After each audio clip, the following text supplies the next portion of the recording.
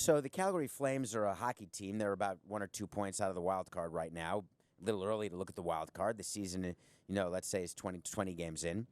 Bill Peters is the head coach of the Calgary Flames, and he is being now accused of using the N-word in describing the music that was being played by one of his players when he was the coach of an AHL team. That's like a minor league team in hockey. The player's name is Akim Alou, and he went public with a tweet, which is the same thing as going public.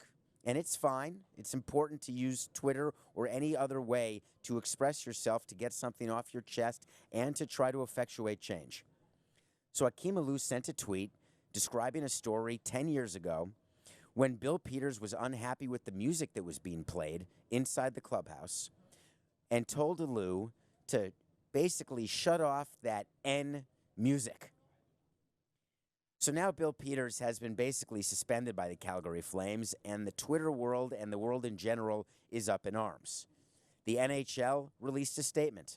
The Chicago Blackhawks released their own statement on top of the NHL statement because that was their minor league team at the time, and Bill Peters was their minor league coach. Well, Bill Peters then graduated to become a National Hockey League coach, and he's coached the Hurricanes, and now he is currently coaching the Flames in the middle of a long-term deal. Let me take you behind the scenes and tell you what happens when this kind of story comes out. The first thing is that the PR department gets word of this first because they're monitoring Twitter. It's actually interns and young people who are monitoring the social media for a team. So the chain goes something like this. You've got a very low-paid intern who's looking at every tweet, who has keywords set up under Google and on all social media platforms. And when anything comes out about a player or mentions a team name, it comes to the social media department. They then see it. They immediately call their head of communications. I had a head of communications, and his job was to filter to me as the team president everything that I needed to know. Not everything that went on during the course of a day from a PR standpoint, but everything I needed to know. It's why I didn't read papers and why I didn't read comments when I was running the Marlins and the Expos. I only read what I was told to read. And you need to have someone in communications who you trust to do that job for you. And I did have that person. So then the communications head looks at it and says, this is something that I must bring to the team president. Brings it to the team president. The fact that it involves the head coach means it also went to the GM. And if you're in an organization that's run right, the GM and the president actually talk if they're not the same person. So the head of communications has now called, and this is all happening within minutes of this tweet happening. It used to be that we could wait till the next day because there were newspaper cycles. That makes me a boomer. But now it's a 24-hour cycle where you have to respond immediately. The problem with responding immediately is you may not have all the facts and you may get it wrong. And that's what I try to avoid every time because I don't want to have to do multiple statements. And God knows on this show, we've seen multiple statements done by teams and by leagues. So then it makes its way to the GM of the Calgary Flames that his coach has 10 years ago done the absolute unthinkable and used a racist term which would indicate to anybody that he's a racist.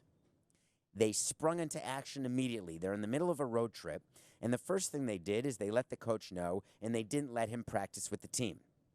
Then they alerted the NHL office. Now, why do you think they alerted the NHL office? Well, here's what they told you, and here's what they did. They told you they alerted the NHL office because they wanted the NHL to know what was going on, that there was some sort of 10-year-old racist comments. But what they were really checking with the NHL office is whether or not they could fire Bill Peters for cause and not pay him the rest of his contract either this year or next season when he's still under contract. They also called their own human resources department. I've done it. Who then calls their outside attorneys in human resources? I've done that. And the reason they're doing all that in the front office of the Calgary Flames is they're trying to get their ducks in a row right now, how to fire Bill Peters and not pay. Now, what if the Flames were in first place? What if it were their star player? Do you immediately suspend? Do you immediately waive, release? I can think of myriad examples where players have done horrific things, both in domestic abuse, in committing crimes, in being homophobic, and teams, fans, have found a way to move on. So I guess we found the third rail. It's not the Me Too movement. It's not sexual abuse or harassment, because players move on from that every day. It's not driving drunk, because players move on from that. So I guess what it is that when you use a word 10 years ago, that makes you a racist 10 years ago, no doubt. You don't get a chance to explain that maybe you've grown, maybe you've changed. Maybe you're not that person anymore. Just like Josh Hader, the Major League Baseball player for the Milwaukee Brewers, got to say that his 10-year-old tweets were not who he is anymore. And fans let him move on because he has a low ERA and he gets people out and brings the Brewers to the playoffs and on the cusp of greatness. If Josh Hader were a scrub, would he be accused of being a hater and then released? Would fans tolerate Josh Hader as a scrub versus tolerating him as a productive closer in Major League Baseball? This is what front offices have to think about every single time. How are fans reacting? Will it pass? Usually like a kidney stone, but will it pass? Or do you say that it doesn't matter if it passes? This is a racial issue, and I am choosing racial issues above all else. Above homophobia, above white-collar crime, blue-collar crime, any of it. You touch the racist third rail, you're gone. Then what exactly are you waiting for if you're the Calgary Flames? An investigation? That's what they're saying. We're investigating the matter. How are you going to investigate it? By doing what? By going back and speaking to all the players? There's no video of it. There's already corroborating evidence. It seems very likely that he did it. Where's his statement? Well, he's not allowed to talk right now. He's not allowed to tweet or give any sort of information about what happened, because what he's doing is lawyering up himself. Because once he's fired for cause, he is not going to take that without a fight. So what's the moral of the Calgary Flames situation? Is that the front office of all teams today and all companies today really have to pay attention to how they are reacting to situations.